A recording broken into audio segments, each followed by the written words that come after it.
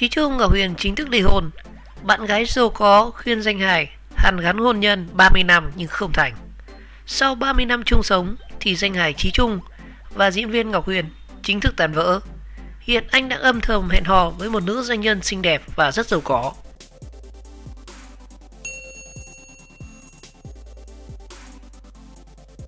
Sau thời gian vướng nghi vấn tan vỡ khi cả hai không còn xuất hiện cùng nhau như trước, cặp vợ chồng Ngọc Huyền và Chí Trung chưa bao giờ lên tiếng xác nhận thông tin này. Và chưa kể thời gian gần đây thì danh hài Chí Trung lại thường xuyên có những cử chỉ tình tứ bên Á hậu doanh nhân Ý Lan, làm vướng lên tin đồn đang bí mật hẹn hò.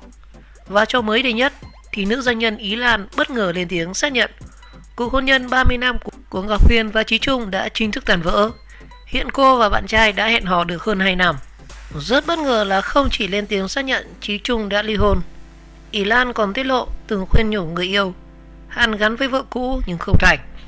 Nữ doanh nhân này chia sẻ, trên danh nghĩa là một người bạn, tôi khuyên anh ấy hãy hàn gắn với chị ấy để hai người tiếp tục mối quan hệ như xưa. Anh nói việc đó thì bản thân anh đã rất nhiều lần nỗ lực và mong muốn, nhưng rồi cuối cùng đành phải thuận theo chữ duyên. Sau rất nhiều đồn đoán tan vỡ thì người yêu mới của Chí Trung đã xác nhận danh hài này và Ngọc Huyền đã chính thức ly hôn. Và như vậy sau 3 thập kỷ sống chung thì cả hai đã có với nhau một con trai và một con gái. Cô con gái lớn này đã lập gia đình.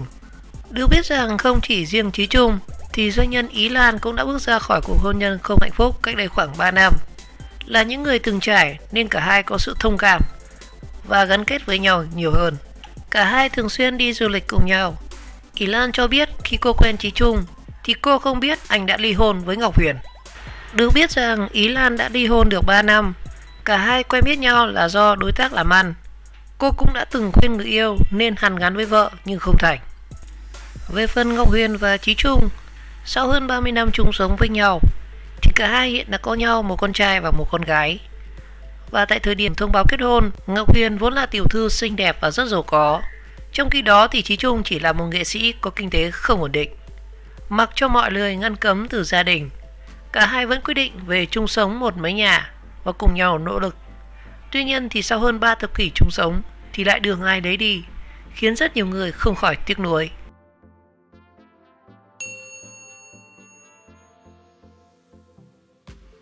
Hành trình hôn nhân mặn nồng nhưng không ít sóng gió của Chí Trung và Ngọc Huyền.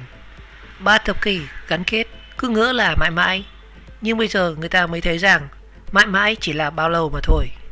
Thông tin Ngọc Huyền và Chí Trung chính thức đường ai đấy đi sau hơn 30 năm đầu gối tay gấp đang khiến rất nhiều người hâm mộ vô cùng quan tâm. Sau 30 năm đồng hành, cùng nhau xây dựng tên tuổi và một gia đình rất hạnh phúc, đủ nếp đủ tẻ, thì Chí Trung và Ngọc Huyền đã chính thức đường ai đấy đi, khiến rất nhiều người không khỏi tiếc nuối. Vợ chồng Chí Trung thường được biết đến như một cặp đôi mặn nồng và cùng nhau trải qua bao nhiêu sóng gió, cấm cản của gia đình để quyết tâm xây dựng một hạnh phúc. Cả hai đã có hơn 7 năm yêu nhau và 30 năm đầu gối tay gấp, quãng thời gian đủ dài để cho thanh xuân của cả hai người và rất lớn để cùng nhau vượt qua mọi khó khăn và vấp ngã. Nhưng sau hành trình đó thì họ lại chọn dừng lại để rồi rời xa nhau đi xây dựng những hạnh phúc mới. Ngọc Huyền Chí Trung từng đã bị gia đình phản đối rất kịch liệt. Hôn lễ đàn gái tới 40 mâm cỗ, còn đàn trai thì chưa tới 20 người. Một ngày đầu những năm 1986 thì Chí Trung và Ngọc Huyền chính thức về chung sống một nhà sau hơn 7 năm yêu nhau. Trước khi đến với hôn lễ này thì Chí Trung và Ngọc Huyền từng bị gia đình phản đối kịch liệt do không môn đăng hộ đối. Điểm đó thì Chí Trung vốn chỉ là một nghệ sĩ với kinh tế chưa ổn định, trong khi đó thì Ngọc Huyền lại là một tiểu thư cành vàng lá ngọc rất giàu có và có niềm đam mê rất lớn với nghệ thuật. Ngọc Huyền từng chia sẻ cô thậm chí chưa hề biết đến xe hoa rước dâu bên nhà chồng là gì. Và ngược lại thì phía Chí Trung chỉ tổ chức một bữa cơm gia đình rất đơn giản, gồm có 20 người trong một gian nhà rất nhỏ hẹp. Phía đàn gái thì lại tổ chức tiệc linh đình lên đến 40 mâm cỗ.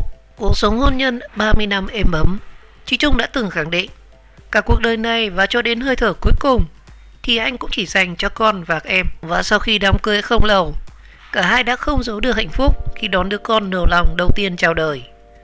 Mặc cho mọi sự phản đối, sóng gió trong quá khứ, thì Ngọc Huyền và Chí Trung đã khẳng định họ đúng bằng một hạnh phúc viên mãn. Ngọc Huyền từng chia sẻ với báo chí rằng tôi có một ông chồng là nghệ sĩ nhân dân gia trưởng, nhưng rất tưng từng và vô cùng vui vẻ.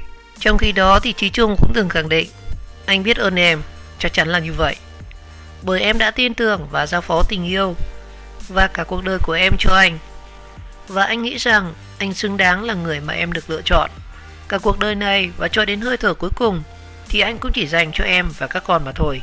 Và hơn sau 30 năm thì cặp vợ chồng Chí Trung và Ngọc Huyền đã có với nhau một con trai và một người con gái. Và hiện tại thì con gái và con trai của vợ chồng Chí Trung thì cũng đã có gia đình ổn định. Có những lúc vợ chồng Chí Trung tận hưởng tuổi già ở bên nhau. Cả hai thường xuyên đi du lịch và chụp ảnh rất tình cảm. Và sau 30 năm cùng nhau trải qua bao nhiêu sóng gió thì cả hai vẫn luôn mặn nồng như lúc mới yêu. 3 thập kỷ gắn kết cứ ngỡ như là mãi mãi. Và cho đến 2 năm gần đây thì Chí Trung và Ngọc Huyền liên tục vướng phải nghi vấn tan vỡ sau khi họ không còn đi du lịch hay là đồng hành cùng nhau trong mọi công việc. Và cho đến những ngày gần đây thì bạn gái mới của Chí Trung đã xác nhận cả hai đã âm thầm ly hôn sau hơn 30 năm chung sống. Doanh nhân Ý Lan là bạn gái mới của nghệ sĩ Chí Trung tiết lộ chị này đã từng khuyên anh hòa giải với vợ cũ nhưng không thành. Danh hài này chia sẻ cả hai vợ chồng đã hết duyên và hết nợ. Và sau khi âm thầm ly hôn người vợ đã tào khang suốt 30 năm thì Chí Trung đang hẹn hò cùng Á hậu doanh nhân Ý Lan. Chí Trung và Ý Lan thường xuyên đi du lịch nước ngoài cùng nhau. Và được biết Ý Lan cũng vừa bước ra khỏi cuộc sống hôn nhân tan vỡ mới được 3 năm.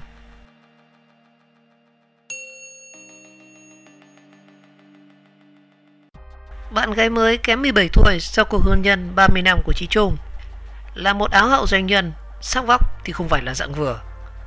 Bạn gái mới của nghệ sĩ Chí Trung với vẻ ngoài rất xinh đẹp, hình thể gợi cảm đã từng là Á hậu doanh nhân. Thông tin nghệ sĩ hài Chí Trung chia tay với bà xã Ngọc Huyền sau hơn 30 năm khiến công chúng đang rất ngỡ ngàng. Cả hai đã có với nhau một con trai và một con gái. Con gái lớn thì nay đã thành lập gia đình. Thế nhưng đường ai đấy đi là điều cực kỳ sốc. Được biết sau cuộc hôn nhân đổ vỡ thì Táo Giao Thông đang có bạn gái mới là Á hậu doanh nhân Ý Lan. Tên thật của cô này là Trần Ngọc Lan, sinh năm 1978 và kém bạn trai tới 17 tuổi. Và cặp đôi này thì đã hẹn hò được 2 năm. Bạn gái Chí Trung dù có danh hiệu nhưng không hoạt động nghệ thuật mà lại chủ yếu tập trung vào công việc kinh doanh. Cả hai cũng quen biết nhau sau quá trình hợp tác và làm ăn. Cũng trải qua một cuộc hôn nhân tan vỡ nên cô và Chí Trung có sự đồng cảm sâu sắc. Á hậu doanh nhân Ý Lan sở hữu nhan sắc rất trẻ trung. Ngoài ra hình thể của cô thì cũng vô cùng nuột nà. Ý Lan thua Chí Trung hơn 17 tuổi, nhưng bù lại cô sở hữu nhan sắc rất xinh đẹp. Và cô này thì tập trung cho công việc kinh doanh chứ không lấn sân ra nghệ thuật. Ý Lan cũng sở hữu một thân hình rất là đẹp và đầy sức thể thao. Cả hai từng đổ vỡ hôn nhân nên có sự đồng cảm rất sâu sắc và đồng điệu. Trước khi chính thức đường ai nấy đi thì vợ chồng Chí Trung và Ngọc Huyền từng có 2 năm ly thân rất kín tiếng. Sau 2 năm ly thân thì Chí Trung và Ngọc Huyền chính thức hoàn tất các thủ tục ly hôn vào năm 2018 và từng bỏ mặc mọi lời bàn tán để đi đến hôn nhân. Thì nay thông tin Ngọc Huyền và Chí Trung tan vỡ khiến nhiều người hâm mộ không khỏi tiếc nuối và bồi hồi. Trước đó thì vợ chồng anh này từng được biết đến như là một cặp đôi rất mặn nồng, cùng nhau trải qua biết bao nhiêu sóng gió, cấm cản của gia đình để quyết tâm xây dựng một hạnh phúc trọn vẹn. Được biết chuyện cơm chẳng lành canh chẳng ngọt của gia đình Chí Trung đã bắt đầu xảy ra vào từ năm 2016.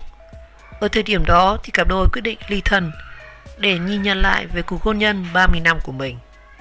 Cả hai đã có hơn 7 năm yêu nhau và 30 năm đầu gối tại ấp. Quãng thời gian dài đủ dài cho cả thanh xuân của cả hai người. Quá lâu để cùng nhau vượt qua mọi khó khăn và vấp ngã. Thế nhưng thì quyết định cuối cùng sau hành trình đó của Chí Trung và Ngọc Huyền là dừng lại. Đến năm 2018 thì Chí Trung và Ngọc Huyền chính thức hoàn tất các thủ tục để ly hôn. Và hiện nay thì Chí Trung đã có một cuộc sống mới, hạnh phúc bên bạn gái Á hậu. Còn vợ cũ của anh lại khá kín tiếng về chuyện đời tư.